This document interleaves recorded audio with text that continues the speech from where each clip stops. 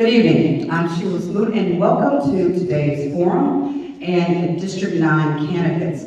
And before we get started, because we're in the house of the Lord and we're guests in the house of the Lord, we are going to ask Deacon Vincent Long of Bethel Baptist Pratt City to lead us in prayer and a message. Deacon Long. Good evening. Good evening. I'd like to welcome the audience to the Committee to Save Jefferson County District 9 candidates runoff. We're going to hear from two candidates today. They will share their vision of a brighter District 9 community. Our attendance today is the community effort. The church does not endorse any candidate.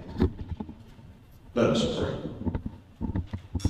Heavenly Father, we come this afternoon, Lord, rejoicing in the day that you have given us. Father, we ask today that you would bring your spirit, Lord, and rest upon us. Father, we need you. We need your guidance, Lord. We need your leadership. We need your wisdom, Father. Now we ask that you would touch each candidate, give them the words to say that will aid those in our community to have a better effort. Lord, we ask now that you would bless this church, bless our community, and Birmingham at large. This is our prayer. We ask it in your darling Son, Jesus Christ's name. Amen. I will now turn the program over to tonight's moderator, Sister Sheila Smoot. Thank you, Deacon Long, and thank you to the Bethel Pratt City family for allowing this community forum. I have been instructed to be your moderator of record. This is my 11th moderation, so don't shoot the messenger. I'm not paid. I am just here as a moderator, and that's based on my media experience. Y'all remember me from 6 on the Side and Fox News bureau chief for NBC 13, and I also host several shows in Birmingham and Tuscaloosa at this time. And so I am just your moderator of record, and that's also because I'm also a fact checker because I covered city government for years. I covered state government. I covered city council, state government, education, and I also served as a former elected official. So my role is because of asking me, and I want to thank the committee to save Jefferson County. I also want to take the Birmingham City retirees, and certainly the FOP, Mr. Dexter, will also give us remarks. I want to thank them for allowing me to be in the presence. And I also want to thank Bethel Pratt City for allowing me to be a guest in their house today and offering this facility and this sanctuary as a community space. I know many of us have often told the churches that they shouldn't just open on Sunday. They should offer the space to the community. And several churches that have allowed us to come in have done that. And we want to thank those pastors, their congregations, for allowing us to use a space in their facility and in their church sanctuary.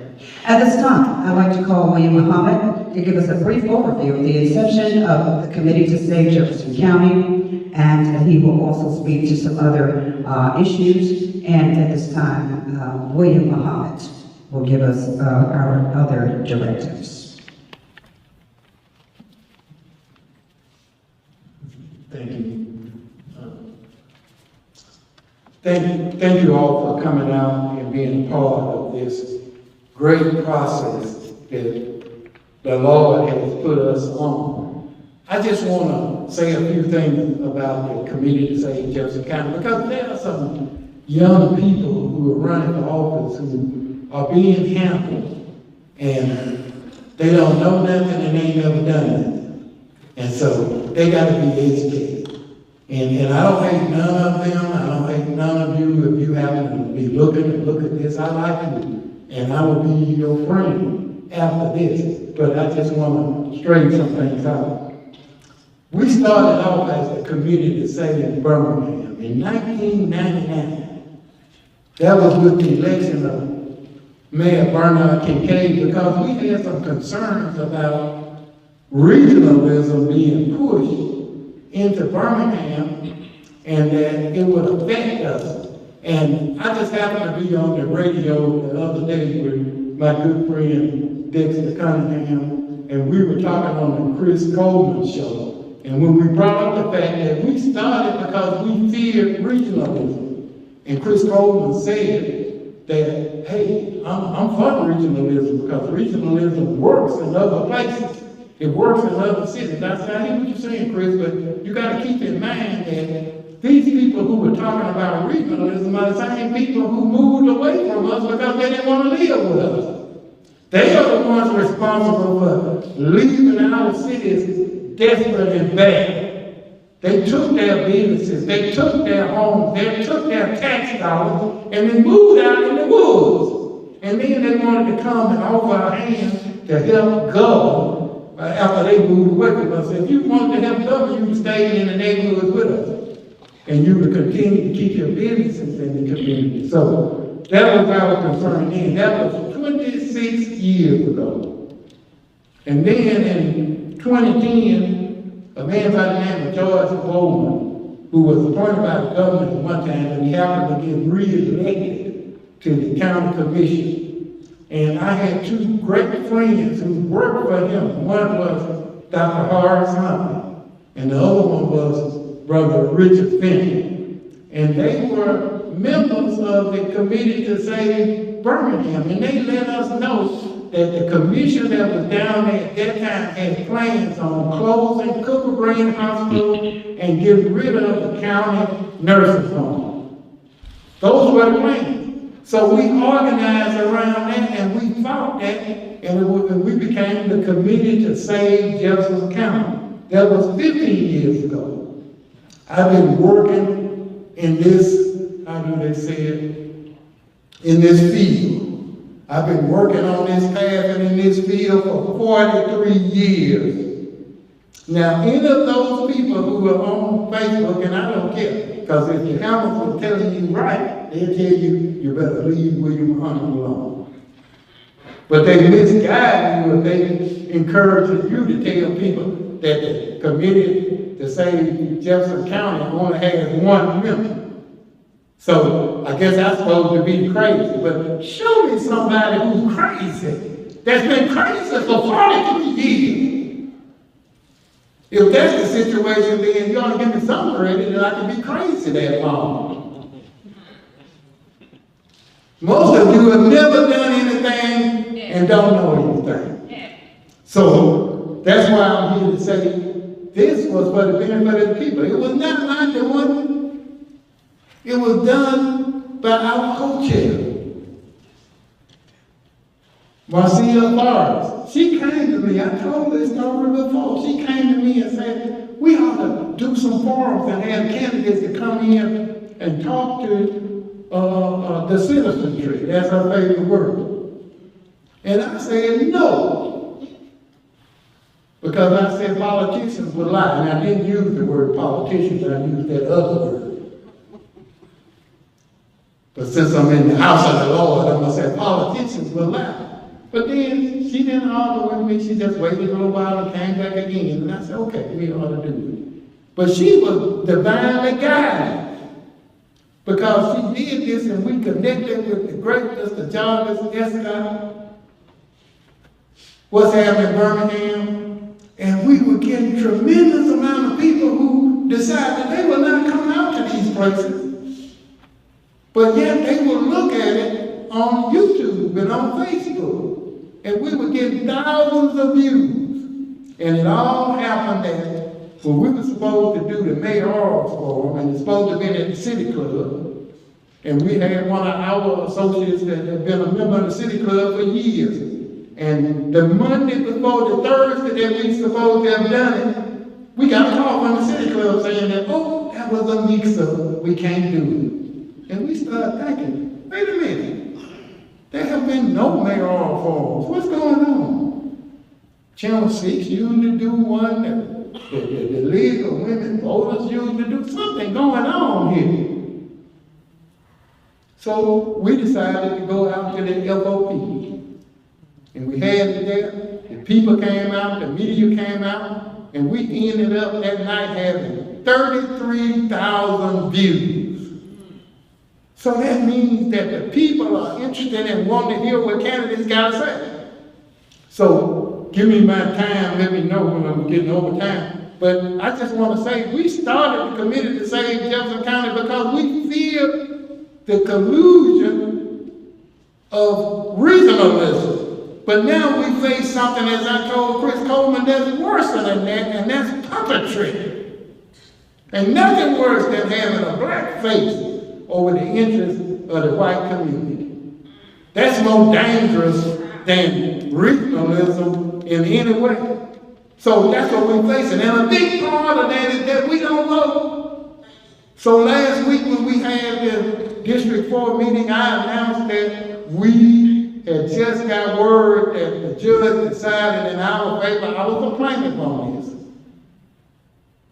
That the county had been gerrymandered, and the judge announced that they had to redraw the map. And I told the people who were there that night that I've always said that we get these maps drawn fairly in the county, I could go home. So I announced my retirement at that meeting. But before I get through talking, I said, we got to get this voter registration up 10%. So they said, I thought you said you was leaving. And I said, y'all don't have me. I got to die for this. But the Lord, I won't talk about it tonight because I don't take up much of time, but the Lord has showed me how. The Lord has showed me the way. I was telling a friend about it. I called it the Pleasant Grove Plan. I ain't going into details on it, but the Lord has showed me what we're going to do to raise the voter percentage 10%. It's going to be 30% next time. And I know that the Lord, I was mad about something I didn't know, and then I went to church with my good friend, Brother Carl Muhammad, and his wife, Sister Mother Betty. And Sister Mother Betty taught on the subject, and it all came clear to me. The subject was, some things got to happen so other things can happen. When she said that, it all became clear to me. It wasn't for Pleasant Grove, it was for Birmingham. So, I ain't gonna go into no details on it, but that's what we're gonna work on, and we wanna take this voter percentage up by 10 because it's a part of what we're facing. You have candidates, oh, I forgot what I came up there for. Well, let me get to this. You don't put me in front of a Ross and give me a mic and don't have somebody else hold me. We're gonna have to say time. Okay, yeah. Give me 2 minutes. So, but let me say this and then I'll sit down. So, the latest is, I got a phone call from a good friend. I was sleeping. But I wake up in the middle of the night, about 3 o'clock at night, and I looked at my phone, oh no. So-and-so called me. Wonder what he wanted. I listened to the message, and he said that Miss Tate and Miss Foy want you to take their pictures off, take them down off of the West Coast. So I didn't know what I was going to do. I got up that morning and I called my attorney, the great Richard Rice, and I couldn't reach him. Then I called my hero, the great Earl Hilliard Sr. I couldn't reach him. I said, Lord, what am I going to do? What they might do, they said they want their pictures down. And then out of the blue, I got a phone call from the Godfather himself, John Rogers. And I said, John, I'm so glad you called me, John. I said, these people want me to take their picture. John said, don't worry about that. Once they run for office, they become public officials. So then after I talked to John, I went and got my lawyer. My lawyer name, his first name AI, and his last name Google. And this is what he had to say. He said, when a person runs for public office, they become a public figure. The law recognizes that a robust public debate is essential for a democratic society and allows for the use of public figures, names, and likenesses for complimentary criticism and news reporting without their permission. So that's what my attorney AI, Google, had to say. So I just want to let those people know who listen, don't be threatening me now. But the law says you the one decided to run. So when you decide to run, you are a public figure. We're not charging nobody nothing off your name. We're not saying nothing that's illegal or lying about you. So the thing is, why is it that you don't want to come and meet the people? Because that's part of the plan of the rubber stamps. As long as the people know that you don't know nothing and you ain't never did nothing, they will vote for you based on somebody putting your name down under their picture. That's a travesty. My attorney said that the law recognizes that robust political debate is essential for democracy. So why is it that these people don't want to debate? And like I say, I'm not against you. I love you. I appreciate you. I hold you up for the things you've done, but I'm just on the side of right with this. So all we're trying to do is get the people interested. And I'll leave you on this last note. I want to say that on the 11th of this month, the Committee to Save Jefferson County will be meeting at our regular spot. That's the end of Red. And we will have the attorneys from our side on the lawsuit.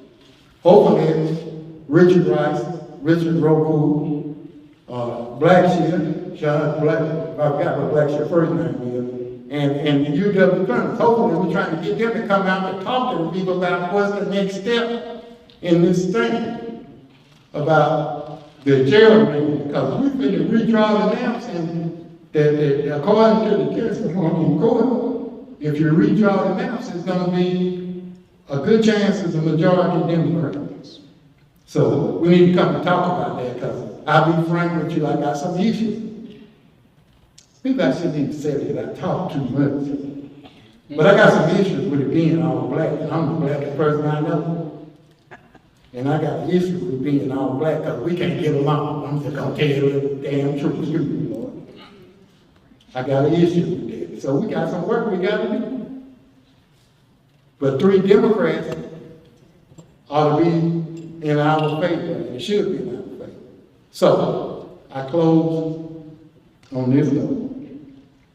Like I said, 20% turnout is not voter apathy, it's hopelessness.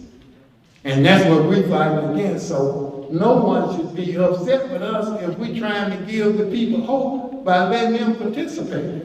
Only those who are trying to be a part of a conspiracy to keep our position in the dumbed down position they in, only they would want to keep these figures going down. People vote less and less. Why? Because they lost hope. We want to give them hope back. So thank you for coming out and being a part of this. Thank you for everything you've done. I want to thank Ms. Garcia, and thank Sister Sheila, and thank everybody who's worked with us, the great jobbers, and thank the pastor Dexter, and my brother D'Angelo, and we're working with the school system. I want to thank my wife personally, because I'm dragging her to all these things. And she is never complaining about it. So thank you all for coming out. Thank you. Thank you.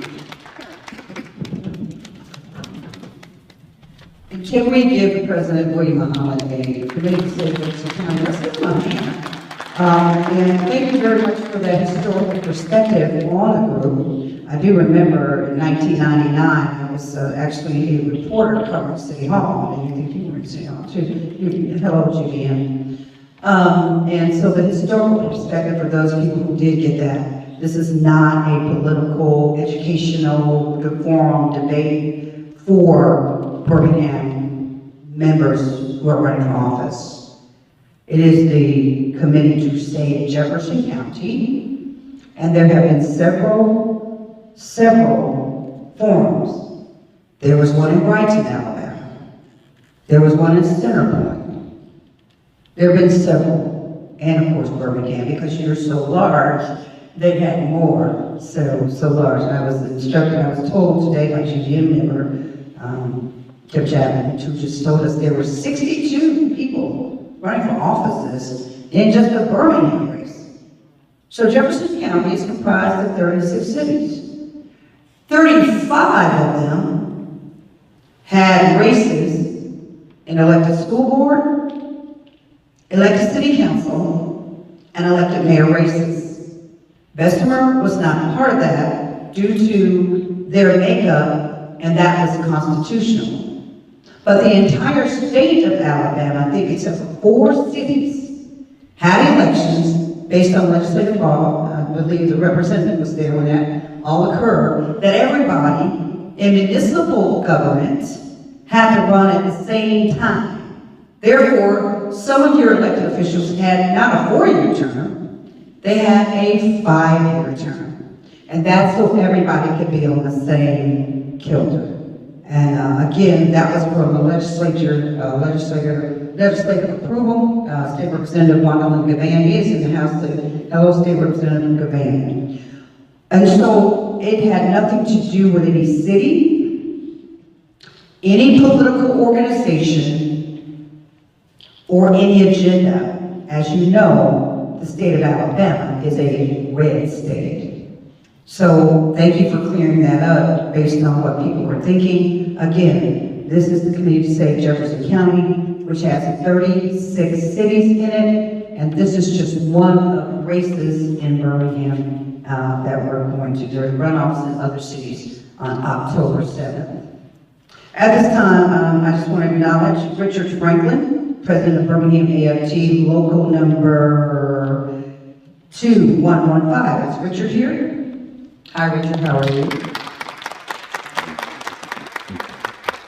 I would like to acknowledge Birmingham retiree representative Dexter Cunningham, who will probably give us a couple remarks.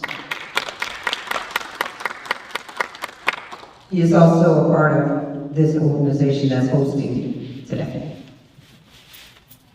Thank you, Ms. Booth. Good evening, everyone. Good evening. Now, I'll be very brief. I cannot speak as nearly as eloquently as Brother Muhammad. So I promise to be brief, but I do want to inform those people who are here in the physical, as those who are watching virtually, that we are here to be about service. Elected leaders are servants. We cast a vote to put them in place to serve us, the citizens, the businesses that reside in Birmingham. Mr. Muhammad, he didn't tell it this time, but he has a story. When myself and the president of the FOP first started coming to the committee to save Jefferson County and trying to be involved because we love our city. We love the city that we've served. I've served in the city of Birmingham for over 27 years, and God has blessed me to be retired for a good while now.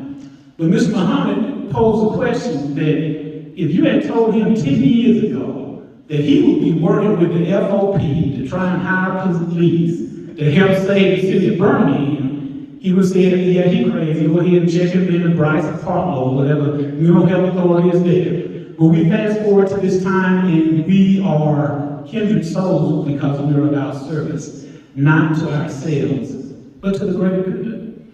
We want those people who are not privy or don't understand, we want you voting.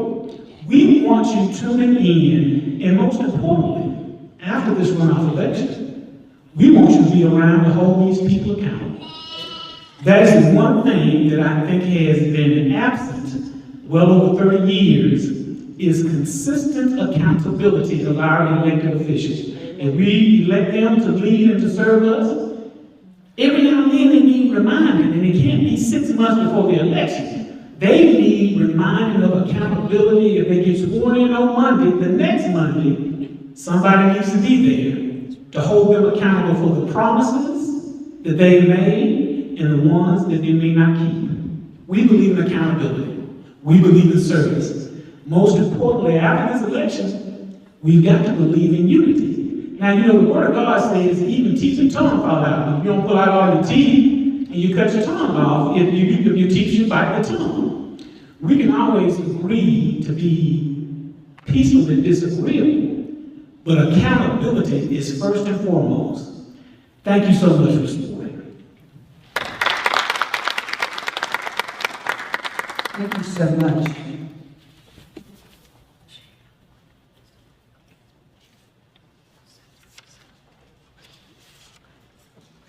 Thank you so much, Dexter Cunningham, Birmingham retirees. Okay, at this time, when we do a pause, we'll have another set of greetings, but right now we're going to start with our forum.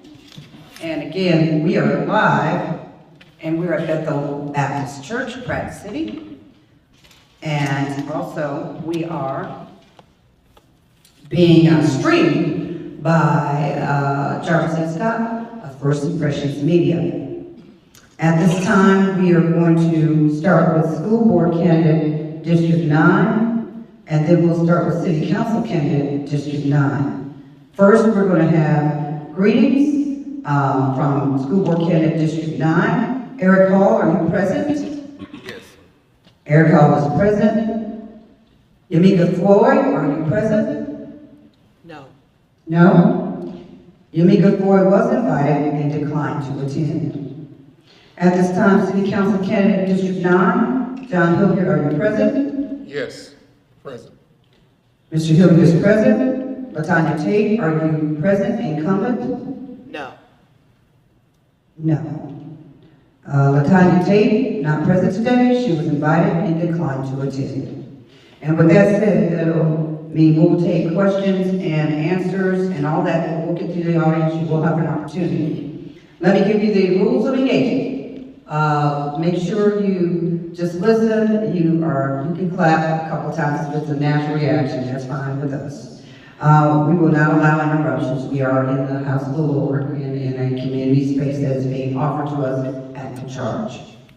Also, candidates of record, you already know we're going to give you 1 minute to talk about and introduce yourselves, and then we'll give you up to 2 minutes to answer any and all questions.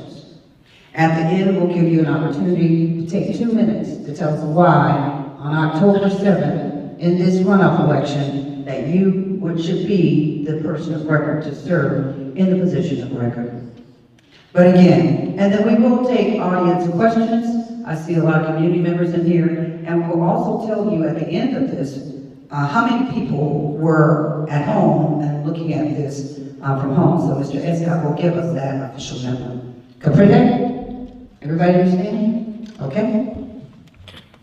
At this time, we would like for Mr. Hall, candidate for School Board District 9, to have his opening statement. Mr. Hall.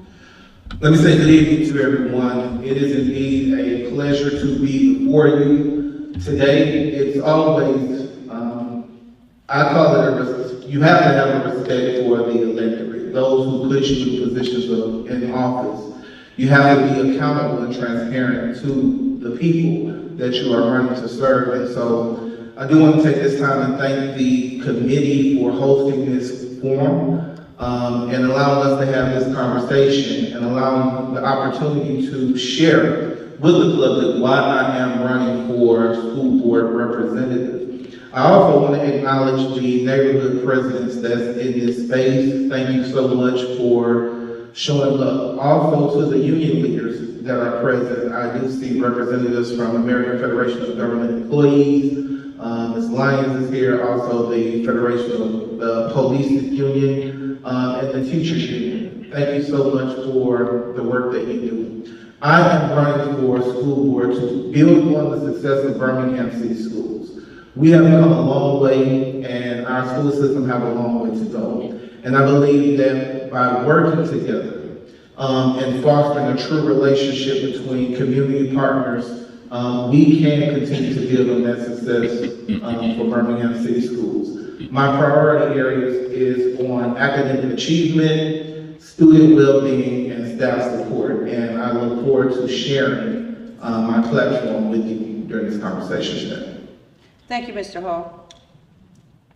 Thank you, Mr. Hall. At this time, you will hear from John Hilliard, runoff candidate for District 9. Mr. Hilliard, you have a minute to tell us about your platform. Good evening. It is indeed an honor to be here with the committee to save Jefferson County. I want to thank Bethel Baptist Church and its church family for hosting this event and all the community people that are here today. My name is John Hilliard. I've been living in Birmingham all of my life.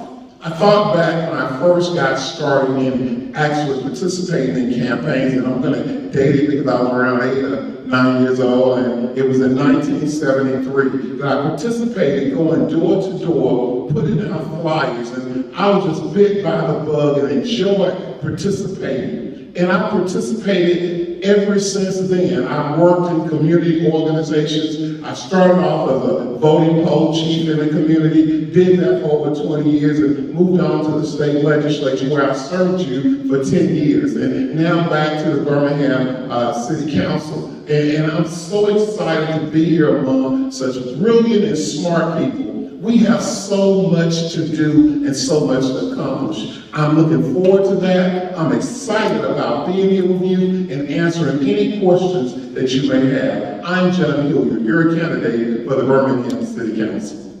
Thank you, Mr. Hilliard. Thank you, Mr. Hilliard. Well, we were going to start with Mr. Hall. Here's your first question.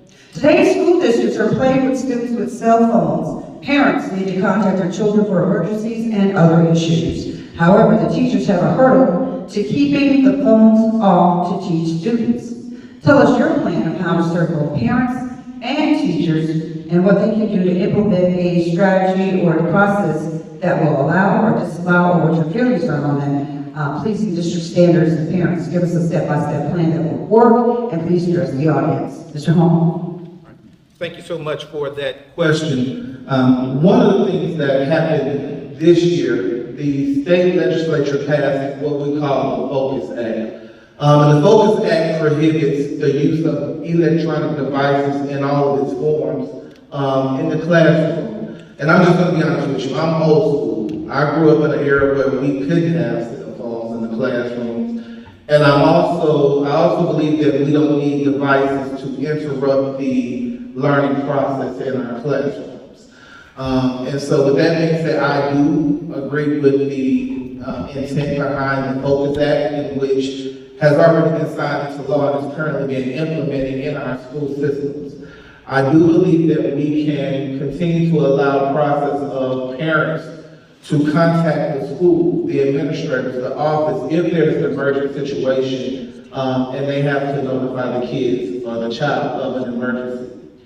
In the same tune, when there's an emergency that takes place in the school, we have a system where the school administrators can contact all parents, guardians, and emergency kin to notify those individuals of emergencies at the schools. And so 10 seconds. I believe that we should keep those devices out of the classroom and keep the integrity of the classroom to protect the learning process so that our teachers can do what they are paid to do.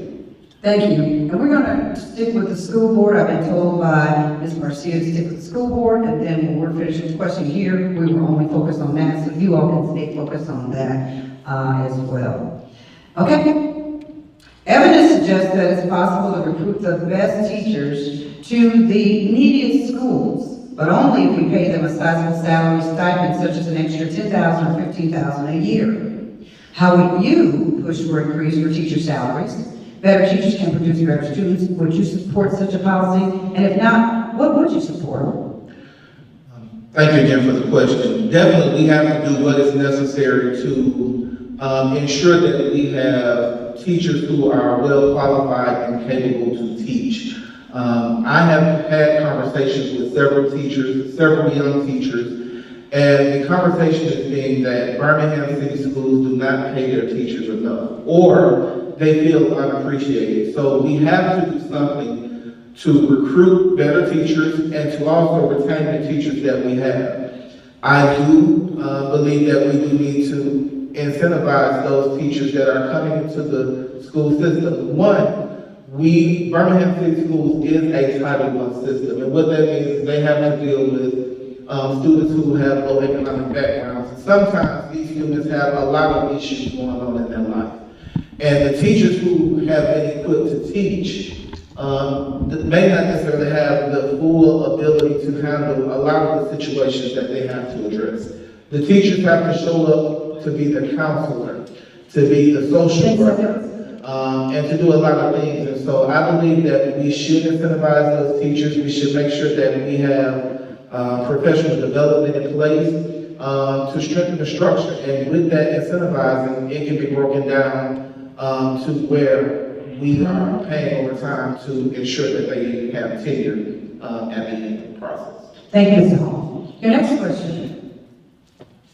What is wrong with the Birmingham system in your opinion? And what is your strategy to just do the basics to fix it? It's been around for a long time, so we're not trying to put all that on you at once. However, in your opinion, because you're running for a reason, why are you running for that reason? And what is wrong with the system? And why do you think you can fix it?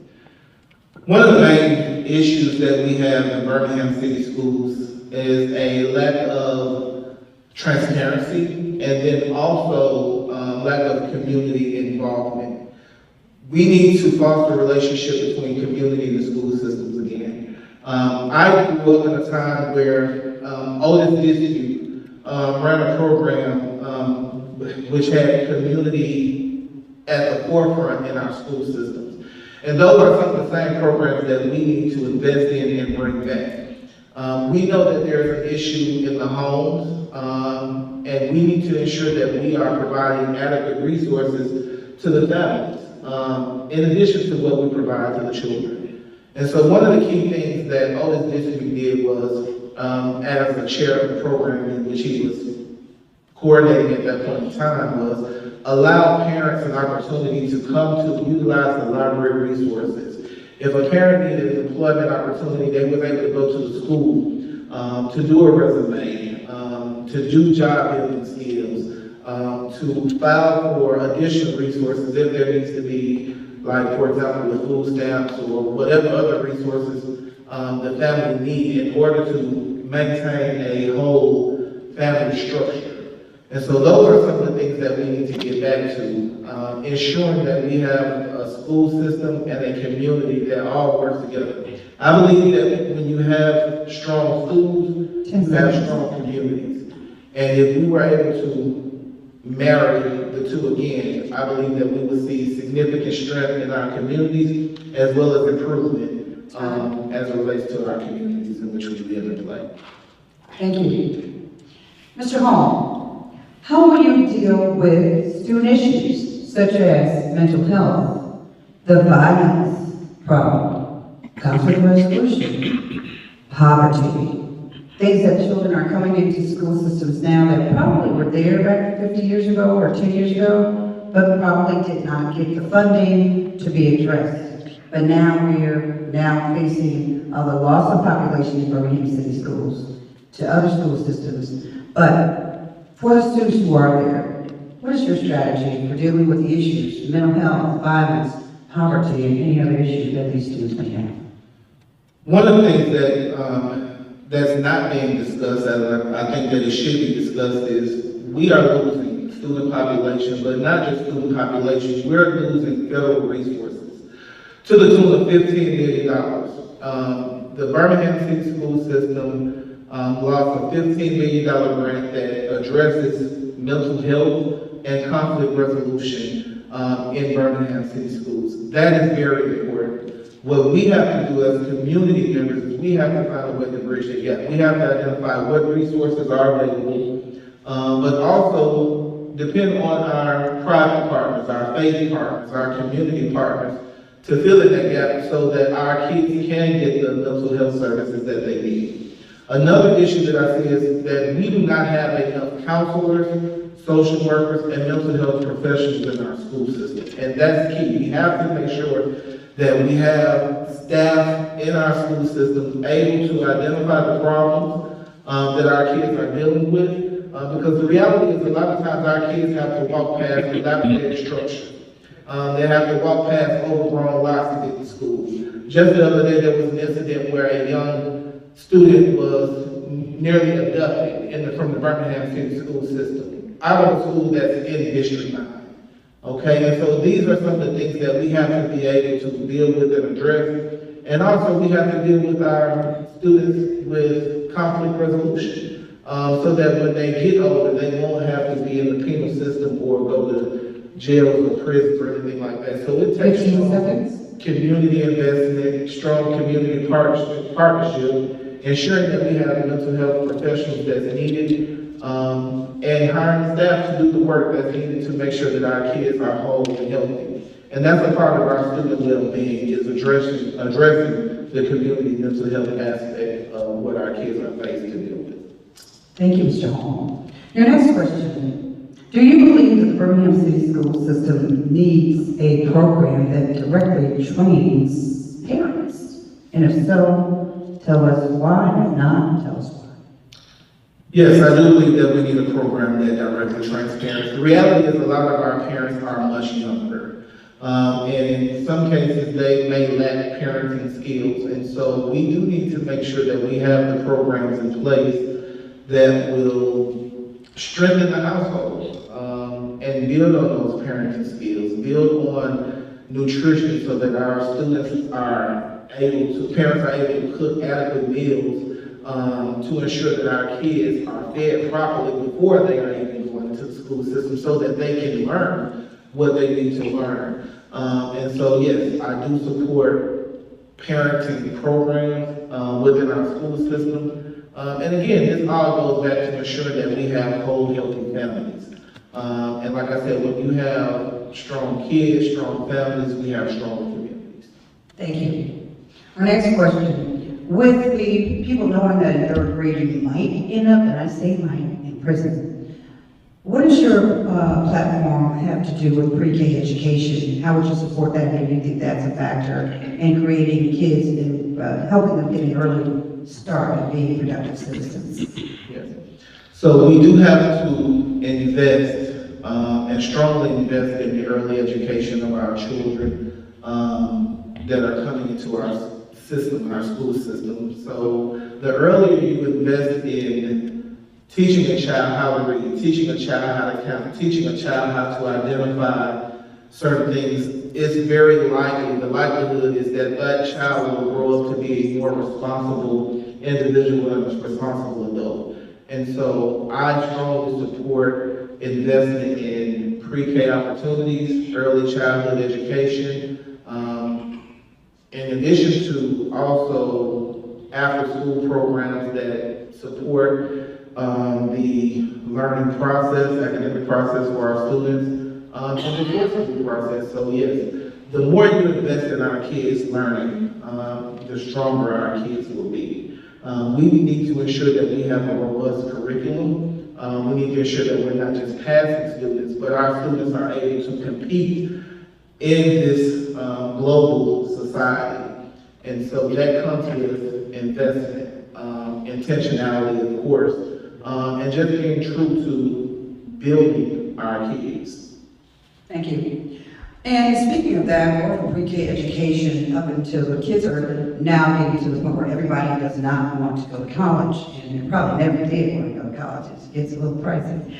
But what are your feelings about career education? Many of the school systems around have real career tech type educations. They just graduated at Jefferson County school systems. They give them the white coat. They go straight into Children's Hospital for jobs, UAB for jobs. UAB is the largest employer in the state of Alabama in downtown Birmingham, which is 2 miles, a mile and a half from your Board of Education facility. And Ramsey High School is right on top of it. So the question to you is, while these other school systems are doing this, what is your plan for career education? And also, can you throw in now, there's a new law that requires all students to have financial literacy. It is a law. It is an unfunded mandate, meaning there's no money attached to it.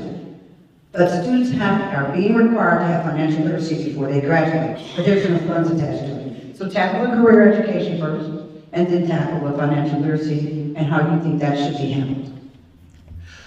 So career education is very important. I work every day with young people between the ages of 16 and 24 who look for opportunities to advance their academic and career educational training goals. I came up in a school system where we had vocational training at Jackson Olin, whether it was in auto mechanics, whether it was in HVAC, carpentry, electrical, students had an opportunity to get a career while in high school. And earning that career not only elevated that student's success, but it allowed them to be a part of a working class.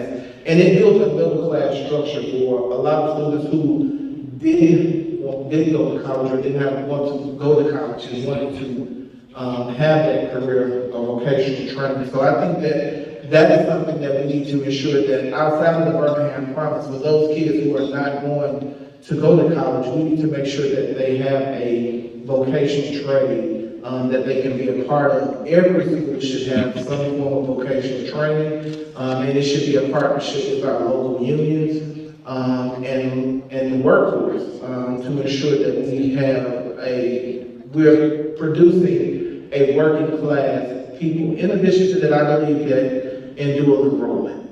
In addition to graduating with a high school diploma, our kids should graduate with some form of certification in something, whether it's HVAC, electrical, auto mechanics, nursing, whatever it is. Our students should be in a position to where they can go leave high school and be in a position to go to work if they choose to. And as it relates to the question in regards to financial literacy, our students do need that. That is a partnership that we can have with our local financial institutions to ensure going into the school system, especially between 11th and 12th grade, to teach our young people financial literacy and also give them a checking account and savings account.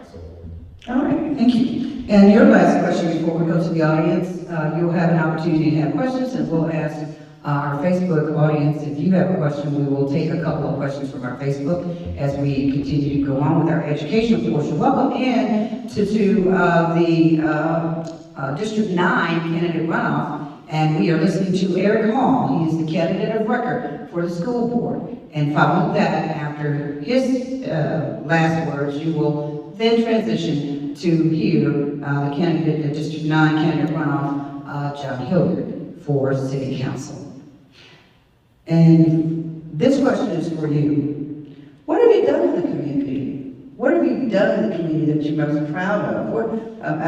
What is your claim to community fame? What's been your civic engagement in this community that gives you the right, and that the citizens give you the right, and that you think they should run? What have you been doing out there these days? So let me just say, for years I've been serving community, and I serve community because I believe in the community in which I live in. I have always been doing something, and I'm grateful to see I have my aunt here, and Styles, who have always been a part of everything that I do as it relates to the service work. But I've been a part of a lot of initiatives, from leading the rebuilding efforts after the tornadoes that ravaged the city of Birmingham. We were able to write a grant and help with the rebuilding of Pratt City, to the tune of making sure that we had hundreds of families' homes rebuilt. There was millions of dollars invested into this community, and that allowed me an opportunity to supervise and serve and be a part of the funding table to ensure that the resources that were given to Pratt City came to Pratt City. In addition to that, I'm committed to fighting for social justice, for labor rights, for the rights of all people, and fighting for humanity. So oftentimes people see me fighting as it relates to my stance with being a part of Black Lives Matter. But more recently, I was a plaintiff in the lawsuit against Jefferson County for the racial gerrymandering, and we were fighting to make sure that we have more representation on the county. And if we were able to get another minority face or Democrat on Jefferson County, that means that we can have more investment into our cities and our communities. And so that's just some of the things I've been doing. Okay, we're going to open it up for questions, and I guess I'm going to walk around and do that. Any questions from the audience? Yes, ma'am. Got two. And be brief and be succinct. Yes, ma'am. Good evening. Good evening. I heard Eric Hall mention about after-school programs and partnering with the schools, but how do you plan on partnering with schools and churches to kind of bridge that gap as far as providing after-school program resources for parents? Thank you so much for the question. One of the good things about, there are resources and programs that allow us to have after-school programs. For example, the church in which we sit in, Bethel Baptist Church, at one point in time, we used to have a grant where it was called the 21st Century Grant. And that grant allowed for after-school care. It allowed for parents who were able to working to ensure that their students or our young scholars have a safe place to come. They have an opportunity to do their homework. They have qualified teachers who teach that program to ensure that our scholars are, continuing a learning process and doing their homework effectively. Then it also provides a healthy meal for those students too. And then of course there's some time for the students to fellowship and play and have other resources, but those are the type of programs that our churches can be doing, where they can travel, pick the students up from the schools, bring those students to the church, and allow them to go through those significant programs that will continue to enhance their learning skills and so forth. And so, yes, those are the kind of programs that I look to fund or support as a representative. On the school board, Mr. Young. Okay, question. Yes, there's something that has always bothered me about Birmingham school system. We have some schools that are never on the failing list. And then we have others who stay on that list. I wondered if you had any ideas about how to bridge that gap and to take into consideration the wording of failing schools. If I was a student, it would make me feel, somewhat inferior. I could be an always student, but for you or society to just say, you don't know what my grades are, but that I'm in a failing school. I just kind of have a problem with that, and I think that as a board, you all should come up with another phrase, because I don't think that helps children. Thank you. So how would you do that? The word failing is, this constituent does not like, because you have people in the school system. So how would you handle that Words. situation? So words do matter, and I do think that we should, I believe in affirmations. I believe in uplifting our young scholars. I will always refer to our young people as scholars because that's what they are. Now, although we have some schools who may be underperforming, I believe that we need to create a culture of care. And we have two schools that are in the District 9, with the District 9 school board that we need to give a little bit more special love to. And those, that's Jackson Hole, and I know for one, we cannot continue a process of running our schools like prisons. What we have to do is really invest and see what's really going on with our students. And that also means addressing issues such as mental health and conflict resolution. And also ensuring that our young scholars have the resources that they need. A lot of the issues that I see may come from a sort of truancy.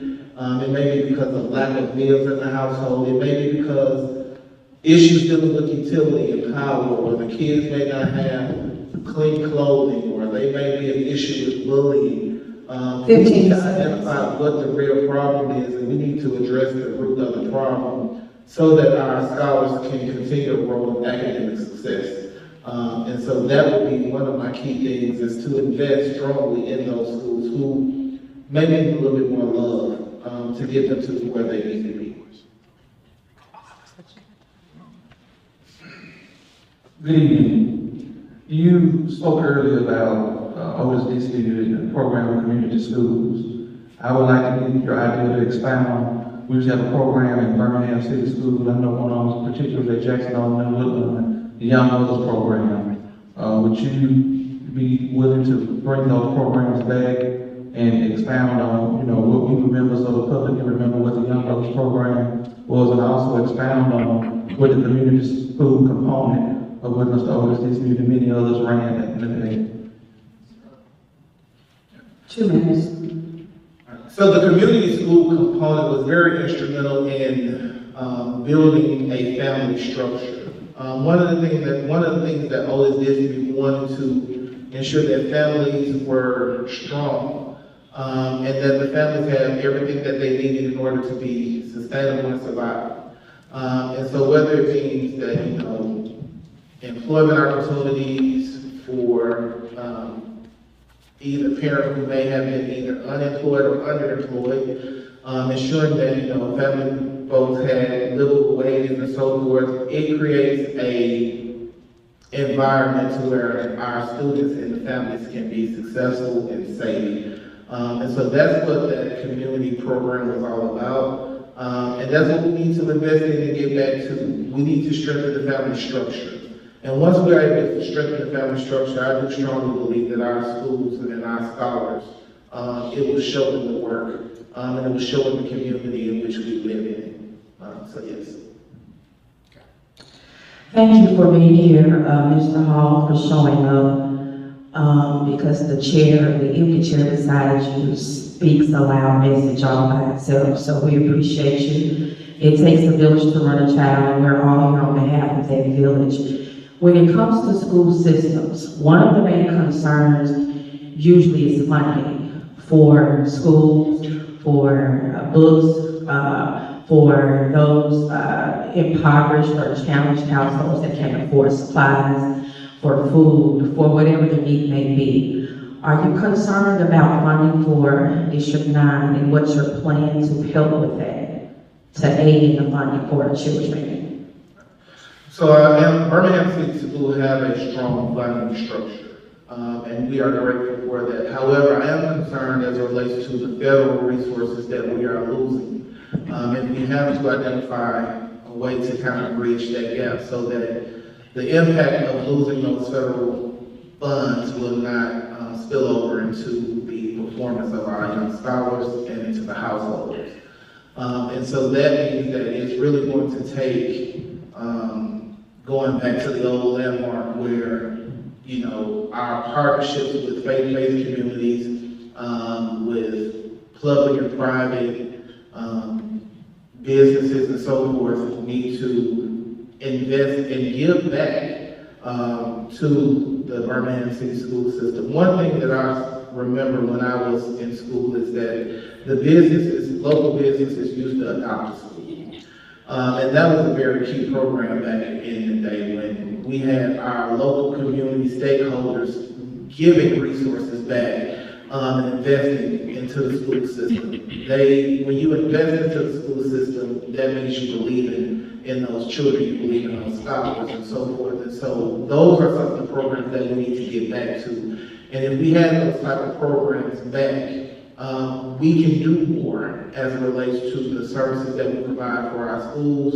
We can make sure that our kids have food to eat, right? We can make sure that our programs, our extracurricular programs are supported, because that means that we have business investing in our schools. And so those are some of the things that it takes leadership doing that, being on the ground, not just holding the title, but going out into the streets and making sure that we have, you know, people that's, you know, if you say you support, if you're doing business in this community, then it needs to reflect in our school system as well. Thank you. Thank you. We have a question, and we'll take one. One moment. Mr. Tate. Got a red light? Here we go. We have a question. Thank you for being here this afternoon. This is a long story, but I'll make it brief for you. I am a product of Birmingham City Schools, Alabama School of Fine Arts, and then I graduated from Parker High. I was awarded a scholarship, finished at Jacksonville State. Never got into any legal trouble worked hard, retired from a telephone company. But because of one person's opinion of a statement, I was arrested in Walmart, of all places, because our kids shopped there, and put in jail. Now, the statement was, "This will rock your world." In the conversation, I was speaking to the young ladies about buying stock. So we're educating our kids. I have a youth deacon here, talk to them about Holocaust averaging and all of this stuff, where you put your money in Roth IRAs and things like that. But they misconstrued me. Well, Walmart offered me $30,000. I sued for $770,000, okay? Now, the judge here, and we know this is a red state, he threw it out in summary judgment, never even heard the case, okay? So I think in addition to the financial literacy that our children need to know about the legal systems and what is being done in the school systems to educate them and to avoid the traps that are set for them in the new prisons, $3 billion prisons, the school to prison pipeline that's being set up and established. What's being done to help them to evade those pitfalls? Thank you so much for your question, and also thank you so much for your service in the mentorship program that you run. One thing I am able to, and I'm glad to see State Representative Van here, we oftentimes have this conversation about saving our young people and saving our youth. And one of the key things that she and I discuss often is how do we save our young people when they come into contact with law enforcement? Or, in better terms, what do you do when the blue lights get behind you? Or what do you do when the police are engaging with you? And so we do need to have a training. I know a lot of parents have that talk, and I hear this oftentimes in my leadership capacity in the organization in which I serve in, is that I have this conversation with my child on what to do when they engage the police, right? And so if we are going to really be true to what we say about fostering relationships between law enforcement and as well as community and so forth, I think we need to have some very tough conversations and critical conversations, but also our students need to know their rights when they are engaged with police and any other type of law enforcement officer. And so just like we are doing it as it relates to financial literacy in the schools, we need to also have these conversations, I would say in high school, but as early as elementary school, on how to have a respect for authority and how to survive after the encounter with dealing with the law enforcement and police. Thank you so much. And for the record, Mr. Hall was just at Homewood leading a march.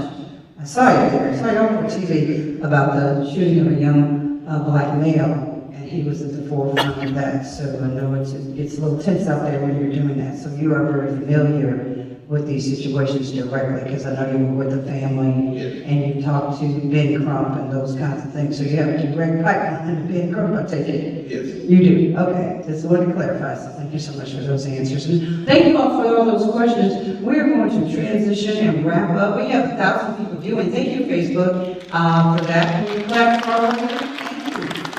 Thank you. And we don't have a question at this time from your Facebook audience, so we're going to move on. Mr. Hall, tell us all, and I'll give you a 2-minute parting shot. There is a race October 7th. It is a runoff race. And you are asking for the people's vote to represent this District 9 in a school board and in the board on the Board of Education. Tell us why we should make you the representative for District 9 on the Birmingham City School Board. All right, so I'm going to stand for this. One, let me say this, it's very important, and I'm grateful for all of those who are viewing via Facebook and social media, but I'm also more grateful for the leaders that we have in this room today. Let me say this, we need to stop electing people who feel entitled to our vote, but not responsible for our progress. We have too many people who are loyal to other political figures and not loyal to the people. And so what I'm asking for on October 7th, when you go to the poll and vote, elect a leader who have been standing up for justice. Elect a leader who have been fighting for those families who have been impacted by whatever it is, systemic violence in all of its forms, whether it's economic violence or whether it's violence by whatever. Make sure that you are supporting a leader who has always been on the side of right. And so I ask for your vote and your support. I'm a veteran. I'm a union member. I'm a fighter. I'm a labor strategist. I have a lot of titles, but I oftentimes tell people titles are good, but purpose is better. And I'm running with purpose and with love to serve our students, to make sure that our students don't fall into the traps of those who don't value them, right? And I tell people this all the time. People oftentimes question my leadership as it relates to being a part of Black Lives Matter. Well, Black Lives Matter is three things. Black Lives Matter is an organization, just like the NAACP. But more importantly, Black Lives Matter is an affirmation to Black people. And I see so many Black, beautiful faces in this room today, and I'm sure there are those who are online watching. But what Black Lives Matter is also a declaration to those who do not value Black lives. And I'm running to send a message to them to let them know those individuals that do not value our Black students, our Black and brown students, because Birmingham City Schools is a predominantly Black and brown system. To let them know that they have a strong advocate on their side. They have someone that's going to hold whomever is in a position of power accountable and to make sure that our school system is invested in properly. And so when you go to the polls on October 7th, I want you to understand that I have a respect for the electorate. My opponent is not here today. So I want you to understand that it's out of love and respect because I am running for your vote. But understand and know that when you elect me as your leader, you're electing someone that's loyal, that's going to serve you with duty, respect, selfless service, honor, integrity, and personal courage. That's what leadership is. And those are the values that I'm going to lead with and represent you all with. So on October 7th, I ask that you all go back to the polls. I'm grateful for the 1,600 plus that voted on August the 26th, but we need to go back out and vote again because this election is very important. We cannot keep electing folks who just feel entitled to one person, but elect a leader that's going to represent you. I ask for your vote on October 7th. Thank you so much to this committee for hosting this forum and allowing me to participate. Thank you. Thank you. Can we give it up for Eric Hall, candidate for District 9, Birmingham City School Board? At this time, we're going to take a 2-minute break. If you got to work some back and do so, we're going to switch out our batteries here and do that. Up next is tonight's District 9 candidate runoff is John Hilliard. Between that, you will now hear from committee member of the Committee to Save Jefferson County and legislative representative of this area, Wanda Gobert. Thank you so much. And we will continue as we go to our next segment. Marcia is our timekeeper. And now we're going to our next segment. We are now speaking to District 9 candidate, runoff candidate, John Hilliard. Mr. Hilliard, I'm going to ask you one more time to go ahead and give us another 60 seconds of your platform so that we can start with that again, and then we're going to go into your first question. Once again, good evening. I'm John Hilliard, the candidate for District 9 City Council. Of course, I believe in safer streets, safer communities, and a better place for us to live. My platform about living in housing, developing housing and economic development for our community is urgent to the vital part of our community. I believe in each and every one of you that we can make a difference in our community. I implore you to go out and recruit someone to go to the polls and vote. This election, like our representative just said, Ms. Gavan, is very critical. Going back to the polls on a runoff will possibly be won by 1 or 2 votes. I ask you to be a committee of 1, go out and recruit and bring someone to the polls. Thank you. Again, tonight's sponsors are the Committee to Save Jefferson County, 36 cities strong. the Black Contractors Association, Inc., Birmingham City Retirees, with Dexter Cunningham being president, and our host facility tonight, Bethel Missionary Baptist Church, Pratt City, Pastor Dr. Larry McCree Jr., PhD. Mr. Hilton, how do you plan to prioritize the use of funds? City councils generally have discretionary funds. We have several neighborhood people here who have often complained that they're not getting their fair share. In fact, their fair share have been cut over the years. How do you plan to make sure that your neighborhood associations and your neighborhoods in general get their fair share, particularly in one district, that would be District 9? Wow, thank you so much for asking that question. That's a very critical question. Let's talk about discretionary funds. Let's talk about money that come in through the council.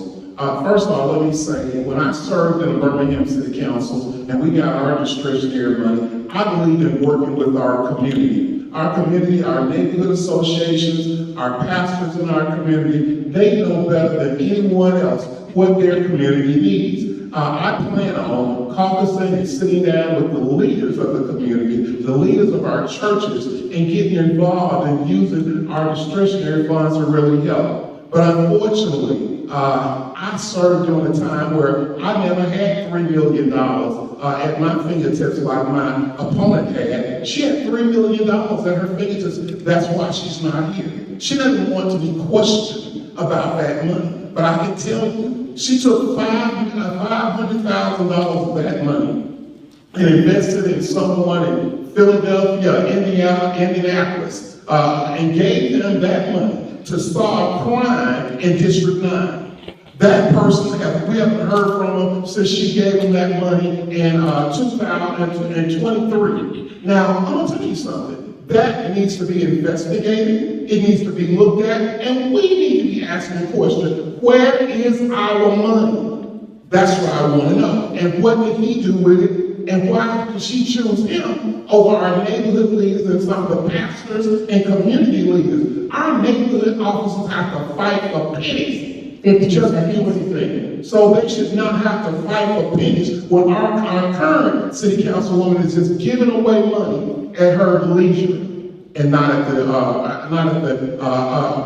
communication of our neighborhood. Thank you. Mr. Hilliard, how do you decide which community organizations receive funding? How does that work? Repeat the first part of your question.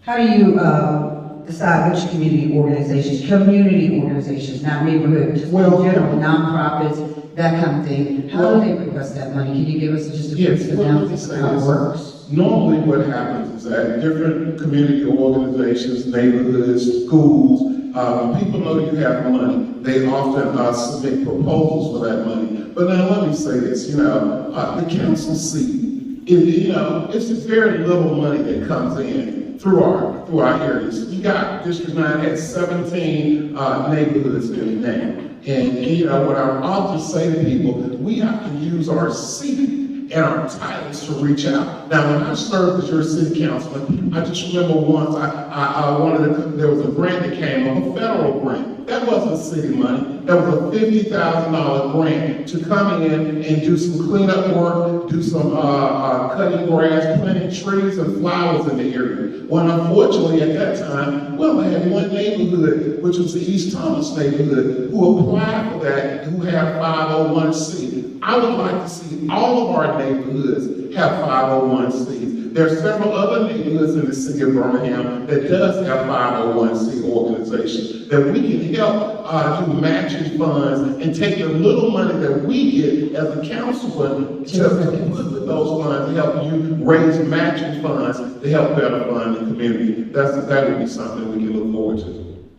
With a strong mayor-council act, being the mayor being a leader of many of those things, how do you plan to still govern, if elected, in that space?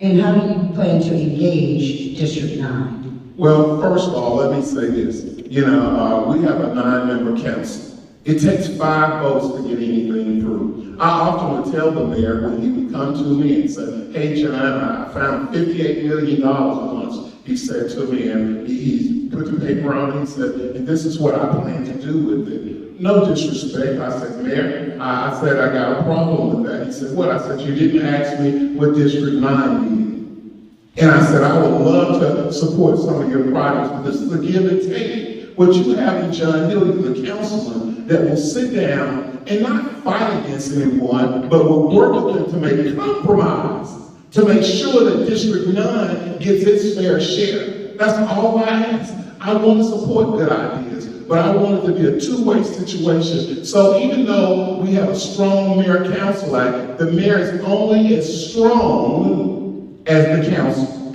And the council has to be strong. That's why it's important that in John Hill, you won't have a rubber stamp candidate. You have a candidate who knows how to build relationships, who knows how to work to bring it home for District 9. Thank you. How do you plan to keep crime down in District 9? This is your very just cut and dry, meat, potatoes, bread, butter question. How do you plan to keep crime down in just District 9? You know, let me say this, history speaks for itself. We've been here before. When we had a whole lot of violence back when Dick Arrington was mayor of the city of Birmingham. How did he do it? He got with our clergy community, he got with the neighborhood leaders of the community, and he worked with the grassroots to bring together. John Hill would do no different. I just want to be your leader on the council, but I want to represent you. In order to represent you, I have to work with you. Work with you. I won't treat you the way my opponent did, that's not here by the way. I will come to you, I will sit down with my pastoral community, I will sit down with my neighborhood leaders, I will sit down with my grassroots community leaders, and we together will come up with an agenda that will serve our community. That's the only way we're gonna bring crime down, is working with our community and letting them know that, hey, I'm not here by myself. When I speak, I will be using your voice to bring to the table. Thank you. Now, Mr. Hill, you've been in office before. You served as a very young state representative. I think you older than me. You were very young. I covered you, I watched you, I didn't know you were. You were down in the State House. That's a very telling thing. So you were at the State House as a state representative. You have been on the city council before. And you were instrumental in some things. Talk to us about any legislation that you did in your former seat when you first got elected. Talk to us about anything you feel proud of that you did when you were on city council. So you have been in state and city government. Therefore, talk to us also about those relationships and how a legislative person impacts a city person and vice versa, and why is that important?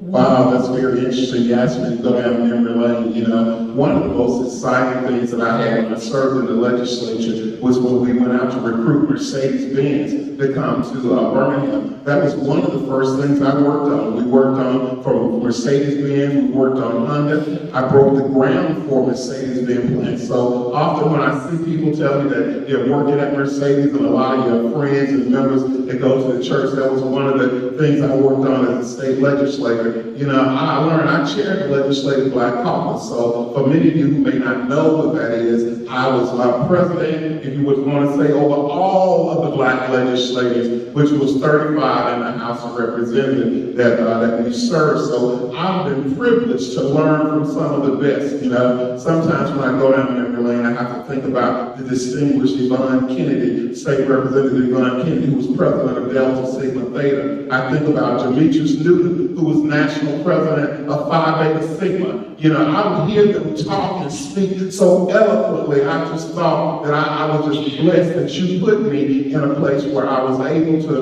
learn and gain skills. And I'm trying to bring those skills back. So when I came back to the Birmingham City Council, I was already resolved in this, is that just being on the council alone was not enough. Just passing little small monies was not, but I realized that my experiences came in building relationships. The relationships that I carried from the state executive Democratic Committee, the relationships that I carried from the state legislature, I brought them back to the Birmingham City Council. That's why I was able to send the kids from Jackson Hole, from Carver, from Ramsey to Africa, Children who had never flown before in their lives, because I wanted to expand their mindset the same way you expanded mine when you elected me to the legislature, when you elected me to the city council. So I would use those skill sets to do the same thing all over again. I would expose your children and help them. Also, House Bill 321, do you remember that? Is that cemetery? That is Yes, absolutely. What are you talking about? Absolutely. You know, we worked very hard on that cemetery bill. Matter of fact, I think our commissioner then was a reporter who brought that cemetery bill to fruition, where we really worked hard to make sure that we protected our cemeteries here in the city of Birmingham. I think later on, our state representative, one Van, took that cemetery bill and also improved on it. So yes, I can remember that. Okay, thank you. Now, you've been there before. Why do you want to go back? You've been there before. Why do you want to go back? And what do you think the problems are at this time that warrant you to say, I just need to go back and continue to work? First of all, the community asked me to run again, and I'm very privileged to be in a position where they asked me to do it. Our current councilwoman now is chair of public safety. And when I say that, you know, public safety is about crime. And we've been rising in crime for the last 4 years. And I need not tell you all that crime has gotten any better. If you would listen to her, she said crime has gotten better. But tell that to that 82-year-old lady that got shot on her front porch. Tell it to the young lady at Wilkinson School, who was a 6th grader that was almost kidnapped and got away. Crime is at an all-time high. We're in a worse position now than we've ever been in. She is not equipped to help us bring down crime, because she's not in touch with the Minnesota community. She's not in touch with the neighborhood community. She's not in touch with the grassroots community. So what I say to you, she's not connected to us. And what you need is someone like myself who will help bring that home for you so that we can pass it along and raise up some real leaders that will be connected to our community. Accessibility. How accessible will you be to the community? Will they have to come down to City Hall, or will you be coming to them? How accessible will you be to the District 9 community? Not Midtown, not Southtown, not Downtown, not East Side, not West Side, District 9. Well, let me say that, you know, I believe you're supposed to be transparent and open at all times. I'm sitting here now with the grassroots community, with leaders of this community. I participate in the committee to save Jefferson County. I'm involved in coming to the meetings. I will continue to be involved in organizations. You know, I tell people, I say, we may not win everything that we go after, but guess what you do? You never give up. And what you'll have in John Hilliard, you will have accessibility, and you will have someone, whether they win or not, I got a record for sticking around. And I will continue to be involved and continue to be accessible to the grassroots community. Now, you have a business. Were you born and raised here? I was born and raised here. As far as we know, our family traced back to 1889 in the Pratt City area. Matter of fact, Pratt City before Birmingham was a city. We were around, so I've been around this area for a long time. And I often say to you, go in the back of One Pratt Park, and you see that wooded area. But most people don't know, there's a cemetery in those woods. My great-great-grandparents, I used to go there as a kid and help clean that cemetery off with my grandfather. So we've been here for a long time. I enjoy it. I've had the opportunity to move in a lot of different places, but I love my community and will continue to work in it.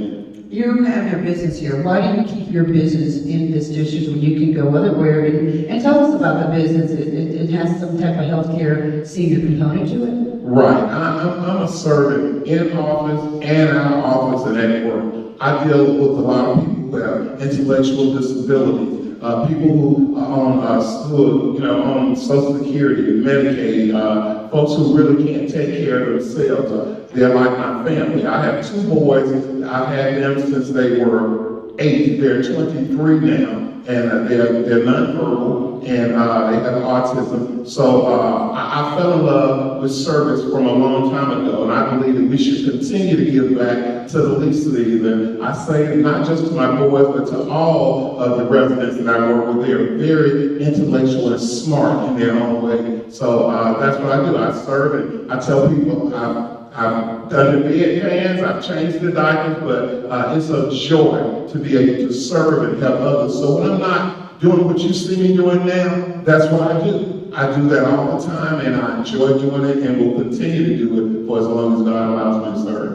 Let's talk about downtown Inslee and the McCormick building and all of the promises that were made. What is the key thing that you think has blocked that project, and what are your plans, if re-elected, to do that? That's an interesting question, because let me say this. I often used to say when I was on the council that Inslee needed its shining star. I used to say our Councilwoman Addis, she bragged about Vulcan and all of the work that they were doing at Vulcan. I wanted to see something of that nature in the Inslee area. I believe that we were on the right track at one point. Since I've been on the council, I haven't seen any movement in the last 4 years on the Ramsey McCormick project. But there were some businessmen in the downtown Inslee area, which we all know a lot of them, who was really concerned about that development, cost overrun on that project they came to me on, and not having enough community people and business people involved in that project.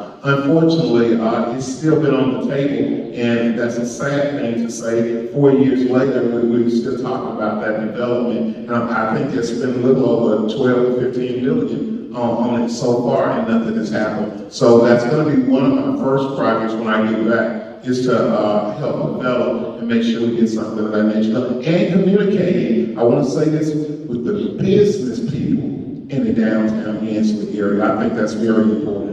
What are the communities that you serve and what you're running for? Can you tell us that? I know we talked about Pratt, we talked about Inslee. What did you name off? We're looking at parts of North Birmingham. Now you have the amphitheater, which, by the way, I chair economic development, and I helped recruit the amphitheater to come to Birmingham. Didn't get invited to the opening, but I did help bring them here, where people got jobs from that amphitheater and those type of things. But you're looking at Wylam, you have North Birmingham area, I think I said that, and of course, practicing into those areas. Okay, what is your most, before we're going to open up to questions, we got 15 minutes left or more. Welcome into tonight's candidate forum. We are talking to John Hilliard, running for election of District 9. Don't forget to go vote October 7th. Mr. Hilliard, tell us what are some of the most proudest moments in 2 minutes or less? Some of the most proudest moments, because you've been around elected office. There's been a lot that's gone on, and you've got some historical knowledge. You know what the bones are buried to, or the bodies? Oh, yeah, absolutely. So go ahead, tell us what some of your proudest accomplishments have been in office. I'll be very honest with you. I'm glad you asked me that question. I talked about it before, but I just remember when I was out campaigning in the Wylam area, and I ran into a gentleman, and he says, "Hey, my son needs a job, and he would love to work with you." So he took me to his house, and I thought it was a home, didn't realize it was a boarding home. And he introduced me to his son, and as I got to know the kid actually was sleeping on the sofa at the boarding home and didn't have a real bed. And then so I got checked on him and found out that he was not showing up to school because he didn't have a washing machine at home and didn't want to wear his clothes dirty at school. So I started using my relationships and network with him and other kids like him. He was one of those kids who eventually got his grades up in school. They went from a boarding home to a group of others to get in the Birmingham Housing Authority. They were able to get an apartment. I used the skill set as a councilman to help move them into that area. But the thing that really got me is when him and several other those kids from Carver High School, from Ramsey, was getting on that flight to go to Africa. I will honestly tell you there was not a dry eye in the house among the adults, because these kids had never flown before, they had never gone anywhere before, And now they were getting ready to go and build an orphanage and build a library and do those kind of things. And when they got back, they were changed kids. So that was one of my most proudest moments to see those type of things. Now there are a lot of other times. You know, we did a Christmas event and 10 seconds, I'm sorry. well, we did a Christmas event and we were able to get over 100 bicycles donated to kids in the community in the areas. And to see those bikes coming off that 18-wheeler and see those kids receiving those bicycles, those may be little things. Time. Go ahead, finish your thought. But those may be little things, but those are things that made me very proud. Thank you. You know, you have another business. How many people have you gotten out of jail? Oh, wow. Well, I know you didn't want to talk about it, but we know that you have another business. I want to plug that. I just want to say to you that I work with a lot. It's interesting enough, another proud moment. And you say that, and yes, I'm a licensed bail bondsman, so I say that. And it's interesting. I got a kid out of jail once, and he was and he may be watching. He doesn't live in the state anymore, but he was in the Mountain Rule jail. And when I got him out of jail, he looked at me and he said, I'm a smart kid. I've never had a record, and I shouldn't be in here. And I gave him my card, and I said, if you really want to change, I said, call me, I'll make it happen. And he called me, got him the right attorney. Of course, the thing he did was about nothing. It didn't get on his record. And he ended up being my chief of staff. And he served as my chief of staff for many years, and I paid him well. And he went on to get his college education, to get his degree. He called me a couple of months ago and told me that he was working on his master's in AI, and he contributed to my campaign. Let me tell you, things like that make me very proud. Married, 2 kids, and got 1 on the way. So, you know, those are things that makes me feel good about the differences we make. I try to do that. Well, and I wasn't in office then, so I was just thinking about running, and he helped me run. So I just believe in uplifting the people around. I know that young man. I never knew that story. Thank you for sharing that. I did not know that your chief of staff, he's a fine young man. He's listening. I did not know that, so my apologies. I was just really going through how many people you got out of jail, but didn't know it was somebody that some of these folks know and love. Okay, we're going to open this up to the audience. Good evening, Mr. Hilliard. Good evening. So I serve as the chair of transportation for an organization here in Jefferson County, and you were an integral part of bringing the bill on demand. My question is for District 9, what does that look like to bring better transportation outlets this way further for the citizens of District 9 and more of the West Corridor as well? Well, thank you for asking that question. For those of you who may not know, but VEER, which was like Birmingham on Demand, it was where vans actually, like an Uber, you could pick up the app and just dial it in, and it will come to you for $1.50, pick you up and take you to, it goes to 5 points west. It did come to the edge of District 9 and at East Thomas area near Wilkerson, but not all the way quite. We were working on more funding for that and everything, but that's why I say being a city council person doesn't mean you just sit down on a council. You know, as I traveled and I went to a conference and they said alternative transportation for small and medium-sized cities. And I was like, you know, we need something that will access us better, and that's how I ended up bringing it here. But I will say this much, it's unfortunate that I really had to send it through Councilman O'Quinn. And you say, yeah, because I wanted it to happen. And unfortunately, I knew that if I brought it, it was my idea, it would never come to fruition. So I went to Councilman O'Quinn, and I really appreciate him for this. And I asked him to carry it for me. I would stand behind him. And I said, I'll push it to the end. But in order for it to happen, I need you to do it now. Let me say this much. That shouldn't have to happen, but I wanted it passed so bad, I knew that was the way to get it done. And it happened. And he said to me, he says, man, this just shouldn't have to happen like this. I said, well, you know, I knew other people would sabotage it if they thought that I was bringing it up front because it would be a plug for me. So it happened, it helped a lot of people, and I want to bring it farther into Birmingham area in District 9. We have a question from Ms. Sarah. Good afternoon. My name is Sarah Key. Mr. Key, I want to ask you a question. What are really your plans for Huntington Hill? We got a very, very small park. The streets are small, the streets are tore up. When I built my house over here in Anthony, nothing like now. It looks nothing like it used to. It's something needs to be done for our neighborhood to get it back up to what it was when I bought my house over here. And when the man came to us from Southampton apartment, when he built those apartments, and he told us that the neighborhood, that he was gonna fix the roads and everything back up the way it was before they tore it up and looking the way it looked. You almost tell your car coming up and down in it. He did not do, Danny Payne did not do what he told us that he was gonna do. And we need to get our neighborhood back up to what it used to be. Yes.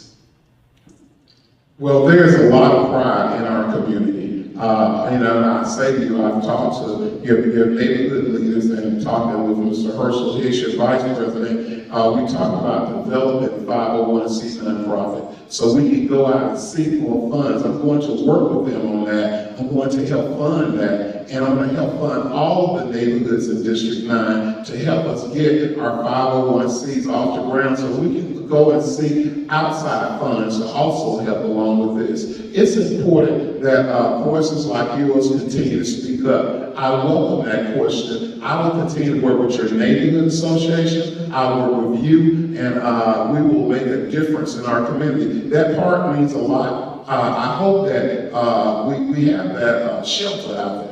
But the shelter is rarely used, even when storms come along. So hopefully we can maybe partner with some of our churches in the area and community to be able to use that facility even when it's no storm coming.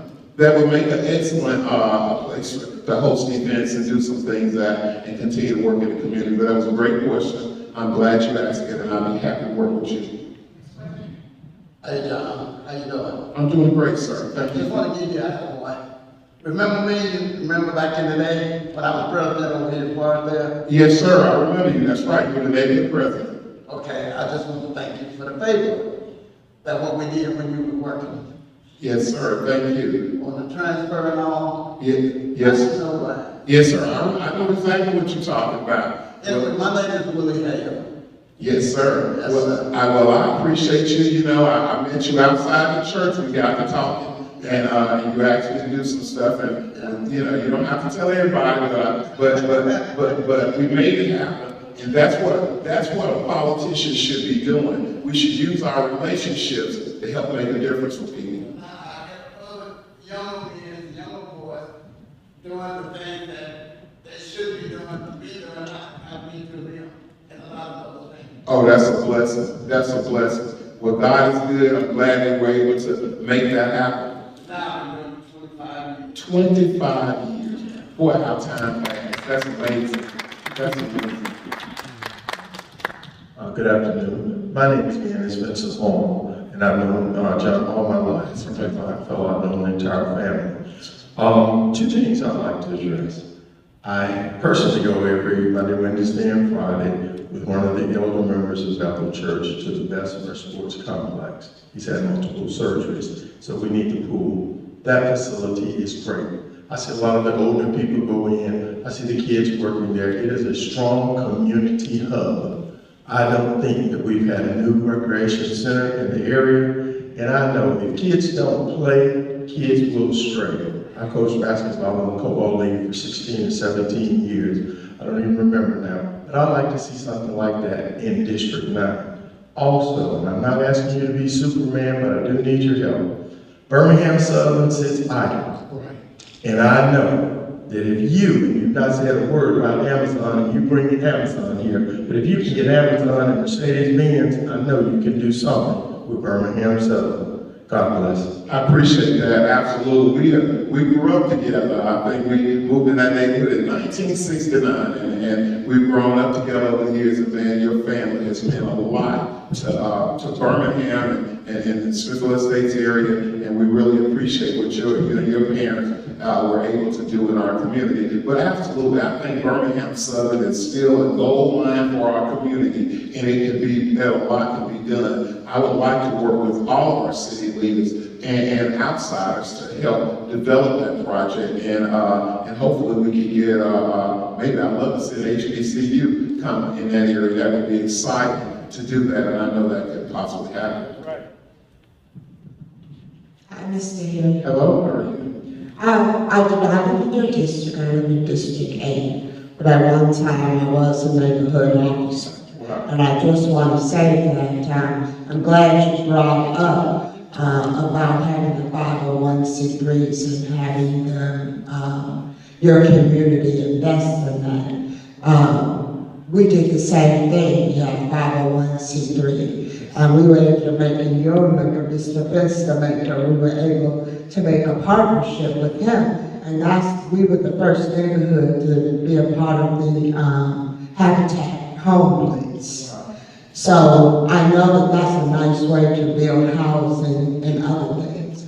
I don't want to put you on the fence, but I did want to say, as a neighborhood officer at that time, remember one time we used to get 10,000 and then 5,000, and now the neighborhood's only getting 2. So I'm not going to put you on the fence. I just want to say, would you consider, if you had the opportunity, to think about increasing the neighborhood association's funding, because we both know that $2,000 a year, you can't even get grants for $2,000 a year. I know what we were able to accomplish when we were getting 5,000, and especially when we got 10,000. You look at Fairview Park, it's a totally different park because we had adequate funding.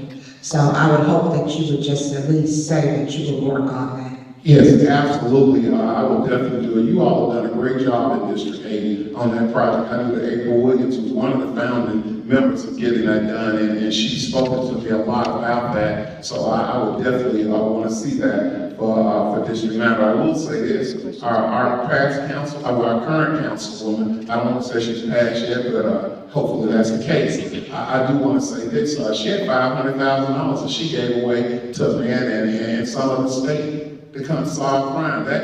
How far would that money have gone between the neighborhood associations and the pastoral community and our groups here to get something done? Why didn't she have that kind of faith in you or me or some of other of us that could have done that? And maybe she would be sitting here now if she had. So my story to that is that if I'm ever fortunate enough to get my hands on $3 million, I promise you, we would deliver for the community.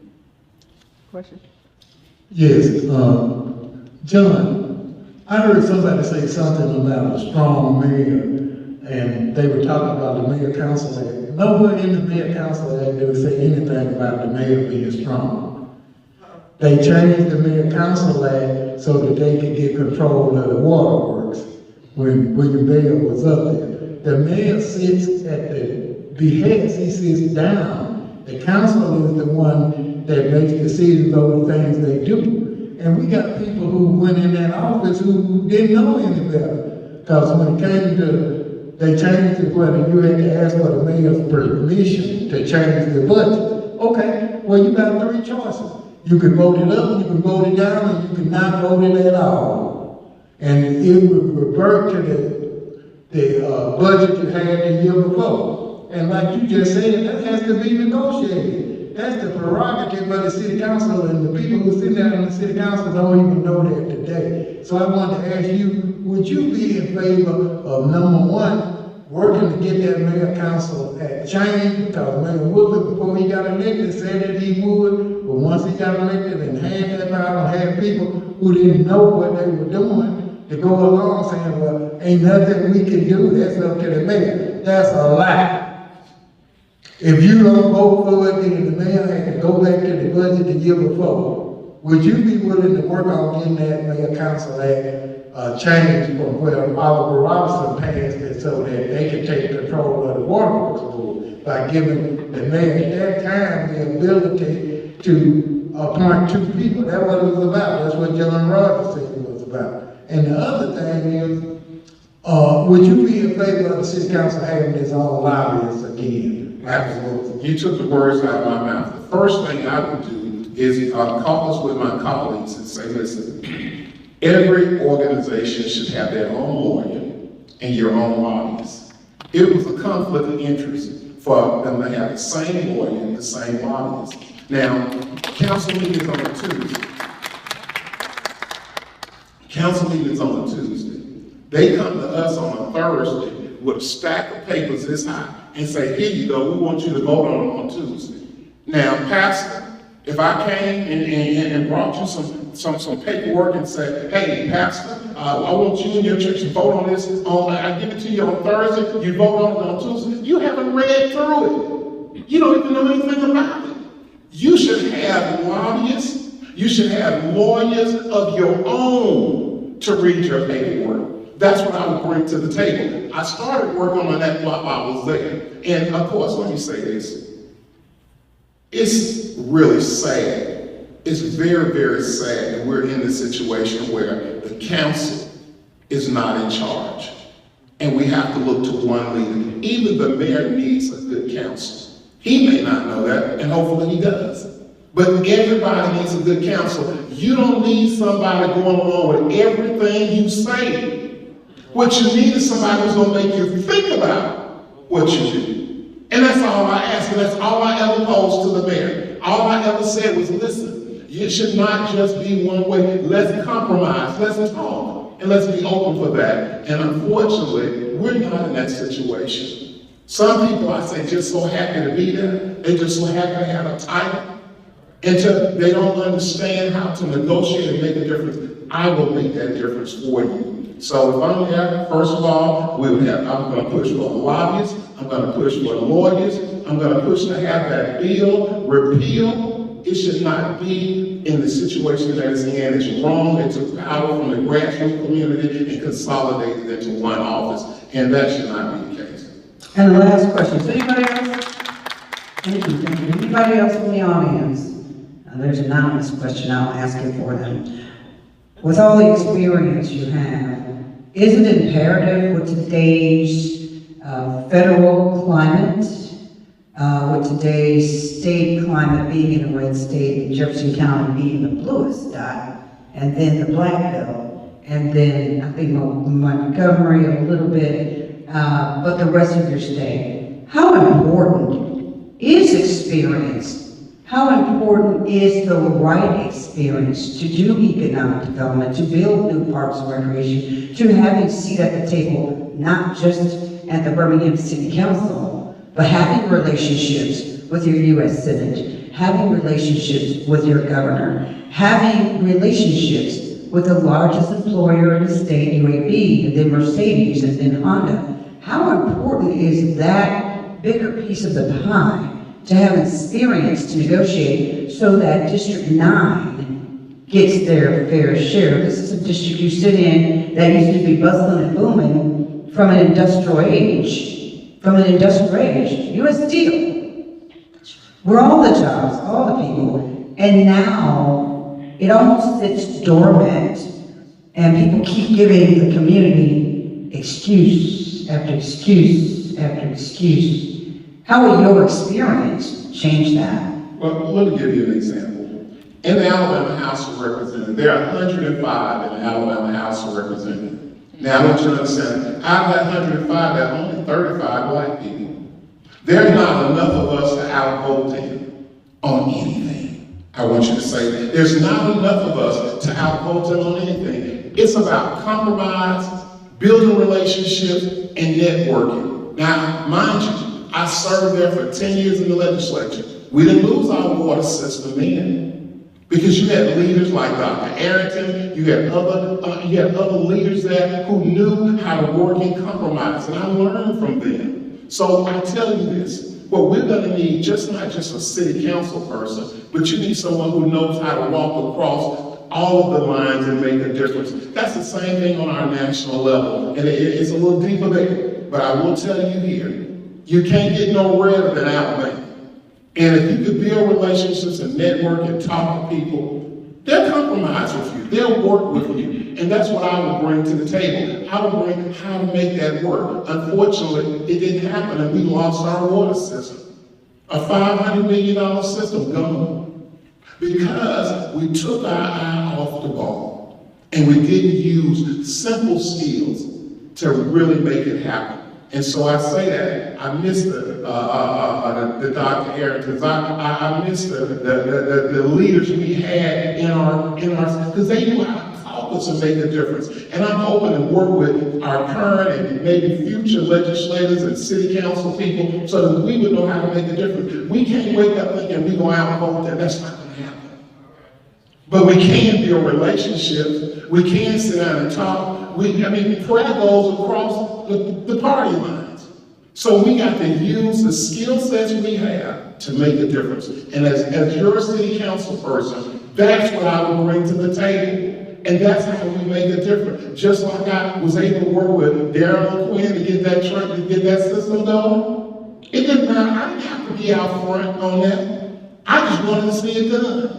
So when COVID hit, I didn't have to be out front. I wanted to shut the city down from the very beginning. But Hunter Williams carried it. So I knew how to sometimes put others out front, step back, keep my mouth shut, and get your work done.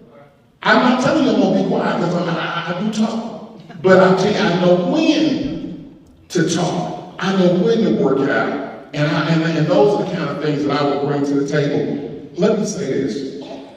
October 7th, if you, each one of y'all, if you don't help me bring 10 to 20 people to the polls, I will not be your city council person. This election is going to be won by very few votes. And I need everybody in this room to make sure we get people to the polls to vote. My candidate, God bless her soul, she has not shown up at any event where she was going to be questioned. She chose Dolomite, but I told the leaders of Dolomite when they called me, I said, it's mighty funny she hasn't shown up to anything throughout this whole election. Not one single one she came to.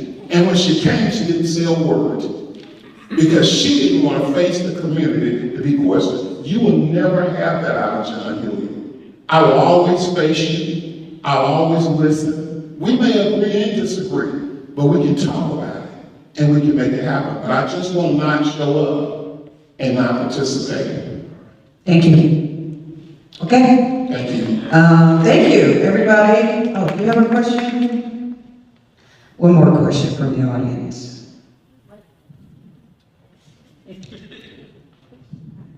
This is a real estate person, I guess, for you, John. Would you be committed to rent control for Birmingham? Well, it's interesting. To keep the prices low so citizens will be able to afford to have housing. Absolutely, I'm for participating in making sure that everyone has the ability to a comfortable living and being able to become homeowners. So I'm a real estate broker, and I know that you are too. So I believe everybody should have a fair and equal access to purchasing homes. When I served on the city council, I brought in, we did it in the Simcoe family area at Reverend Woods Church, Timothy Woods Church. We had a real how to purchase real estate with zero cash down. We sent out letters to every church we could find in District 9. And I think we probably had 20 people show up. I tell people, there's a possibility in a way to learn what we learned that day would have cost you anywhere from $2,500 to $5,000, and it was totally free. How could you buy a property with zero money down and own something?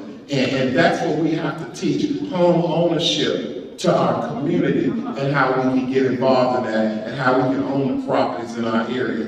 That's the key to home ownership and building. So your question on that end, I'm definitely for helping the consumer be able to purchase and 10 seconds. You got it. Last question will be with Mr. Hall. So, Mr. Hilliard. Oh. The strength of democracy is in the participation of the citizens. Being actively involved in the community, I oftentimes hear that the city council meetings are only for business people and not accessible to the citizenry of Birmingham.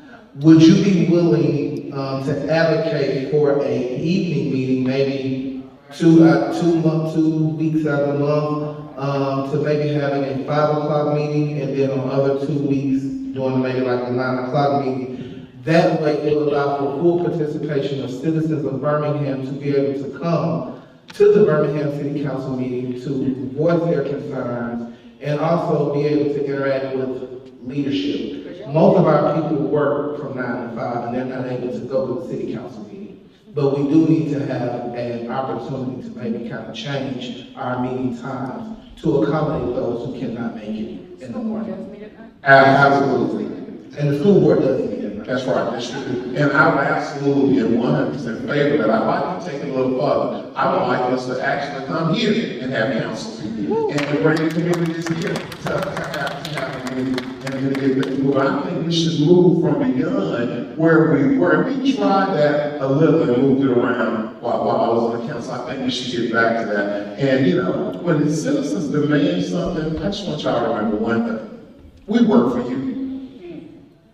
And that's, I think people get away from that. We work for you. The mayor works for you. We all work for you. So whatever you want to make happen, you can demand it to happen. And I got a lot of folks like that I know that are good at demanding things happen. But that's what we should continue to do. And under that, I'd say that, yes, sir, we absolutely would. Thank you, Mr. Hilliard. And we're going to let you do your parting shot. You've got 1:30. Tell us why we should send you to District 9 to represent this community. I love what I do. I enjoy serving you. I enjoy working for this community. I think each and every one of you have something to offer. You're smart, you're intelligent, and you're brilliant. I just happen to be fortunate enough to be the one seeking that office. I will carry your words. I will carry your spirit to the city council. I will fight for the community, and not one time will I ever take for granted your voice. So when I speak, I will speak for you and each one of you. Please, on October 7th, help me fight this election. Help me, man. I don't have all the money that my other opponents have. I need help. I need each and every one of you to help fight me. And on October 7th, it just won't be a victory for John Hilliard. It's going to be a victory for you. Because I will represent you. I'll be your voice. This is a democracy. Not an aristocracy. This is a democracy, and we deserve to be heard from the grassroots levels all the way up. And that I say to you, that it's just not my responsibility. On October 7th, I'm going to do what I need to do. But I need each and every one of you to help me fight this and become your next city council person on October 7th. Please vote John Hilliard. Thank you so much. Thank you, Mr. Hilliard. Everybody give it up to Mr. Hilliard running for District 9. Tonight's sponsor is District 9 candidate Runoff. The community saved Jefferson County, 36 cities strong. Also, the Black Contractors Association, Inc., Birmingham City Retirees, Dexter Cunningham, and our host facility tonight, Bethel, Missionary Baptist Church, Pratt City, and Pastor Dr. Larry McCree Jr., Ph.D. And I do want to to say hi to Mr. Darius Decarius, Larry for Alabama, running for U.S. Senate, state of Alabama. Stand up and be ready.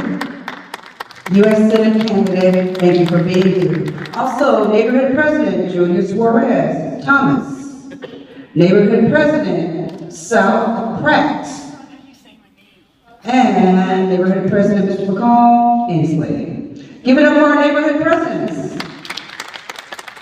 Give it up for my timekeeper, Marcia Forrest, Vice President of the Committee to Save Jefferson County. And I am Sheila Smoot along with Mr. Jarvis Escott. Give it up for our Facebook and YouTube crowd. Over 1,500 views tonight, and of course this will be rebroadcast. And also give it up for Mr. Tate. Hi, Mr. Tate up there. Who was your broadcast engineer tonight? Mr. Tate of Bethel, Pratt City. Also at this time, we thank all of you for joining us, and we're going to part with prayer from Deacon Long. You will hear his voice, and then we will wrap up with 5 more seconds. We so appreciate you, Mr. Muhammad, the president of Save Jefferson County, 36 cities strong. Let us pray. Father, we've come together in unity this evening, one community, one voice, asking that you would shine the light upon the candidate of your choice, Father. Now we ask for the betterment of our city, for those leaders that will lead us into the next year, that you would anoint this person and give him the mercy and the grace to abide in your will. We as a church, we as a community, and we as individuals implore you, Lord, to bless us and to keep us eternally is our prayer. Amen. Amen. Ladies and gentlemen, don't forget to vote October 7th, 7 to 7, and go and find viewing information. Go to alabama.gov.com, secretaryofstate.com, sos.gov. Also, don't forget, if you don't know where your polling place is, you are allowed to call the clerk of the court at the city of Birmingham. The Fraser call this office because things have moved around. Again, I'm Sheila Sloop, your moderator. Thank you and good night.